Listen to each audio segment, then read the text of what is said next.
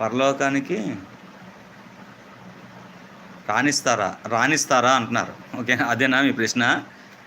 Okay. Kiran గారు, ఇప్పుడు జీసస్‌ని నమ్మము, యేసు ప్రభు వారిని నమ్మితే విశ్వసించువాడే నిత్యజీవం కలిగిన వాడని చెప్పాడండి యేసు ప్రభు వారు. యేసు ప్రభుని విశ్వసించాలి. ఎవరైతే విశ్వసిస్తారో వాళ్ళు నిత్యజీవం కలిగిన వాడు. నిత్యజీవం అంటే పరలోకానికి వెళ్తారు. ఏ విధంగా విశ్వసించాలి? ఆయన దేవుడే, దేవుని కుమారుడిగా ఈ లోకానికి వచ్చి నీ పాపాల కొరకు ఆయన సిలువలో ప్రాణం పెట్టి చనిపోయి తిరిగి లేచాడని నమ్మి బాప్తిసం తీసుకోవాలి. అలా బాప్తిసం తీసుకుంటే నువ్వు నిత్యజీవంలోకి వెళ్ళిపోతావు. ఎందుకంటే యేసు ప్రభు వారు పాపులను రక్షించడానికి క్రీస్తు యేసు లోకానికి వచ్చాడు. అందరూ పాపం చేసి దేవుడి దగ్గర నుంచి మహిమను పొందలేకపోతున్నారు. కనుక మీరు యేసుక్రీస్తుని నమ్మితే పాపాలు ఒప్పుకొని ప్రార్థన చేసుకొని, ప్రభువా నేను పాపినయ్యా, నన్ను క్షమించు, రక్షించు అని ప్రార్థన చేసుకో. అలా ప్రార్థన చేసుకుంటే దేవుడు క్షమించి రక్షించి పరలోకం ఇస్తాడు.